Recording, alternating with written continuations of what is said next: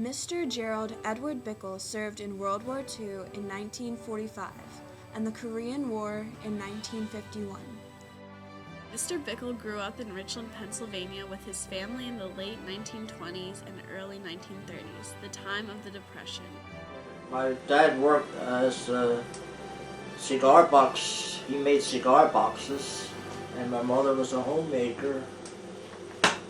And I had two other brothers, one older and one younger.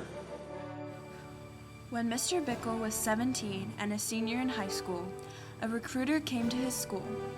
The recruiter was looking for anyone willing to enlist in World War II, and Mr. Bickel didn't question it for a second. Did anyone or anything influence you to enlist? Just that I wanted to be a fighter pilot in the Air Force. Mr. Bickel was fully capable of being a fighter pilot, passing all the tests that would qualify him. But he never became one because the Air Corps had enough pilots coming back from the European branch of the war to serve. After Mr. Bickel enlisted in the United States Army Air Corps, he was immediately sent off to basic training in Amarillo, Texas. How long were you in basic training? I think it was 21 days, and then after they shut the school down, they didn't know what to do with it, so I had to take Army Advanced Basic Training. So actually I went through two phases of basic training. The Air Force basic training isn't quite as severe as the Advanced Basic Training. Stronger, quicker, and more accurate than they. He is learning to be part of a team, where every man's life depends on how well his buddy has learned his job.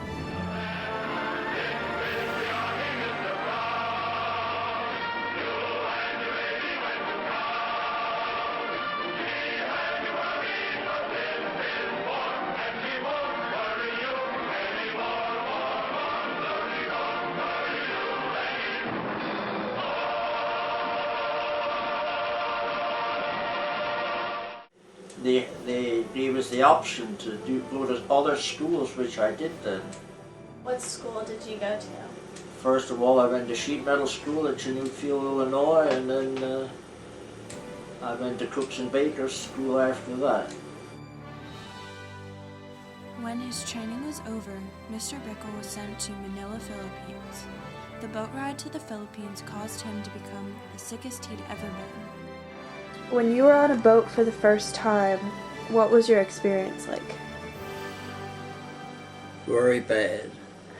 We left San Francisco Harbor, went under the Golden Gate Bridge, and after dark we hit some bad waters, and we were sick for the next 3 days.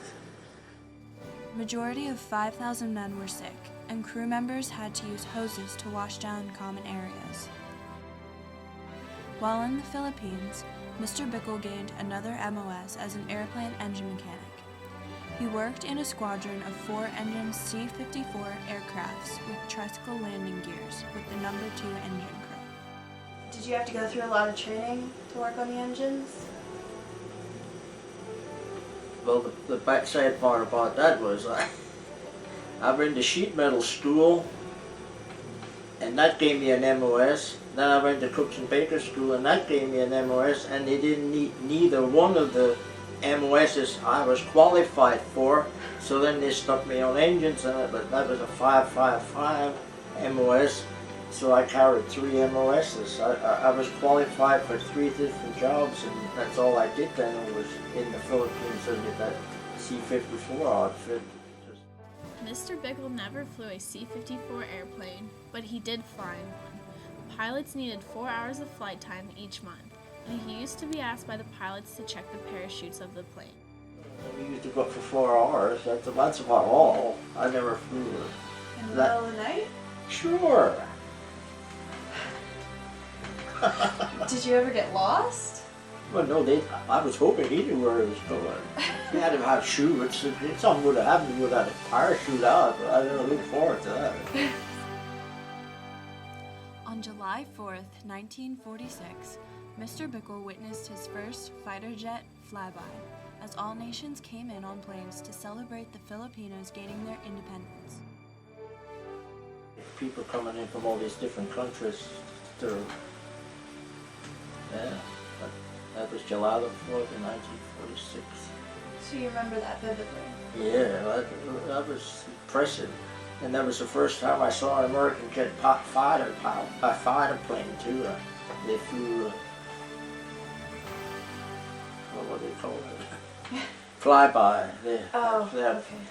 That's the first time I saw a jet fighter, American jet fighter. All the rest of them were prop planes, gasoline engines. Mr. Bickel occupied himself on the days he was off by writing letters and occasional trips to beaches.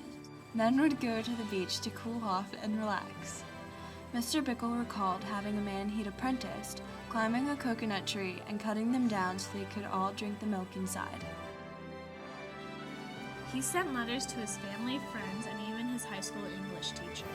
He had a certain technique he would use to write up to 10 letters a day. He would write one letter, copy that single letter many times, and send it. His deployment in the Philippines lasted 9 months before he was discharged from Fort Nicks, New Jersey in November 1946. Mr. Bickel stayed in the active reserves after being discharged in 1946 and was eventually sent to Tucson, Arizona. When he arrived in Tucson, they made him get rid of 2 of his MOSs, so he chose to keep his cook and baking MOS. He and about 8 other men cooked about 4 meals a day if they didn't need to cook in the middle of the night. He worked a 24-hour shift and was off for 48 hours at a time. I was a cook. I cooked for these men that flew these airplanes, Okay. flew with these airplanes. So when they came in, about how many men do you think you cooked for on a regular basis? Maybe about 220 slicers to slice the bacon. We had to slice our own bacon and lay it out. We did that the night before, after supper, before we went home. Used 100. These ration pans, they're 100. You could feed 100, supposed to. Yeah, and then if you had scrambled eggs, then you used to have you used to sit here in the middle and you have a crate of eggs here, 30 dozen here and 30 dozen here with the bowl in the middle. And Mr. Bickel was discharged from the Korean War in Tucson, Arizona, August 1951. When he returned home, Mr. Bickel was greeted by his loving family. There was no celebration. Did they know that you were coming home, or was it like a surprise? well, I used to send them a letter. Like, you see, you have to go through processing, and when you know that, you could just write a letter. It's going through processing, starting tomorrow morning, and I'll be home. 2 days later or something, or 3 days later.